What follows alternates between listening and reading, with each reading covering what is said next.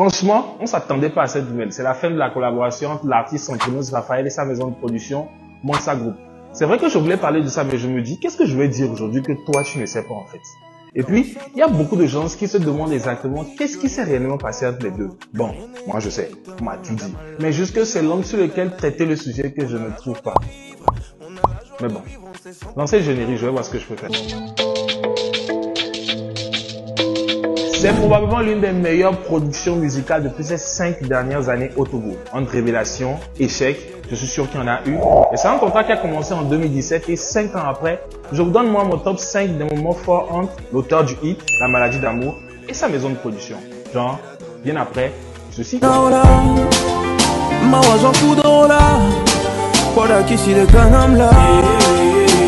1. La sortie du premier album de l'artiste, un an après sa signature avec Monsa Group, ce qui a été d'ailleurs le premier projet phare de ce duo. Et puis, c'est un album audio-vidéo lancé en 2 étapes, famille après la presse, blablabla. 2. Le premier concert de l'artiste Santrinos Raphael en 30 avril 2018. Rassurez-vous, c'est vrai pour le palais des congrès, mais dans son quartier à Ebé. Un concert gratuit pour les riverains. Je pense que j'ai aimé l'initiative à l'époque, comme on le dit, tablabla home Bessona. Et puis, justement, c'est de là que tout a commencé. Dans mon quartier, on est solidaire, on ne vit jamais solitaire. Pour être sûr, moi j'ai pas nos peines. 3. Ces millions d'interventions clash avec des acteurs du showbiz, artistes, où tout partait tellement vite. L'artiste répondait à tout, même sur les sujets où ça tournait pas vers lui. On se rappelle du lancement d'album de Picalouz où My Flame devait venir. Le soir là, Santrinos a sorti un long discours.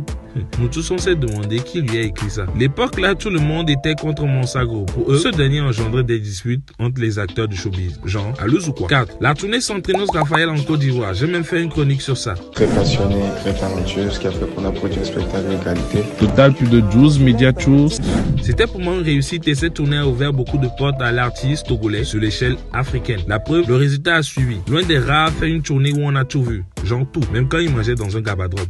5. Le lancement du deuxième album de l'artiste. Un lancement pendant la crise à coronavirus, ce qui n'était pas du tout facile, mais bien réfléchi. Un concert live en direct sur le digital, c'était comme si on y était en fait.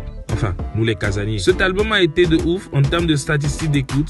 A suivi ce concert dédicace au Palais des Congrès où c'était la grande confirmation. Oui, je me rappelle. De toute façon, j'étais fier de lui quand il me faisait son entrée. On dirait que c'est moi Wisdom. Je parle de... J'ai dit qu'on peut déplacer des montagnes. Et ce projet est l'exemple que les gens sont de voir. Imaginez qu'en 2021, on sera ici. Est-ce que ce sera pareil pour 2023? Les gens seront surpris. Par la grâce de Dieu, Inch'Allah, comme le disent les musulmans. Cette nouvelle mode de production était une réussite. Des centaines de spectacles à l'intérieur et à l'extérieur du pays à Lomé. Des millions de vues et de streams. Une trentaine de distinctions. Des grosses collaborations internationales. Des clashs avec des gens jusqu'à ce que le nom boutiquier ne voit le jour. Des bad buzz. Une bonne gérance côté communication de l'artiste. La proximité avec les fans très bien gérée. Et une belle Range Rover. Bref, c'était du 98% parfait. Santrinos au sein de Monsa Group, c'est surtout une restructuration. Attends, on reprend. Santrinos au sein de Monsa Group, c'est surtout une restructuration de l'artiste. Oui, je suis arrivé. Et comme je l'avais dit avant, il parlait un peu de tout, mais après il a été vraiment silencieux sur certains sujets et surtout très fair-play sur d'autres.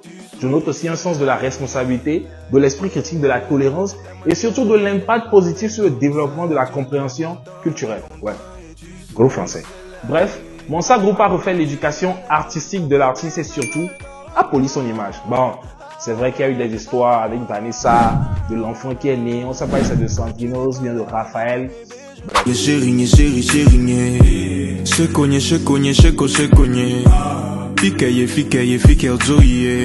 En fait, c'était un communiqué du 2 janvier 2022. Non, on est en 2023, non 2023, qui laisse entendre que c'est la fin de la collaboration avec les deux parties.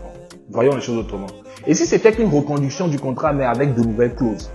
Parce que Monsa Group aujourd'hui peut se mettre dans les rangs des meilleurs de la sous-région. Est-ce qu'il va laisser Santrinos partir comme ça? Et puis, en lisant le contrat, c'est pas sûr qu'ils ont arrêté de travailler pour de vrai. Hein. Mais bon, ce qu'il faut retenir, c'est qu'en 2017, Santrinos Raphael était comme ça. Et en 2022-2023, on le retrouve comme ça. Il y a eu de l'évolution. Et c'est tout ce qu'on retient. Force à toi, Monsa.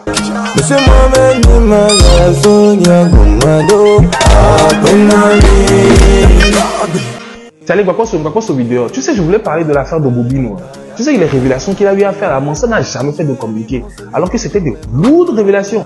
Quand il y a les histoires là, il a communiqué tout un temps. Mais bon, il y a là-ci. Quand je vais parler de ça, ça va être trop long la vidéo. C'était moi.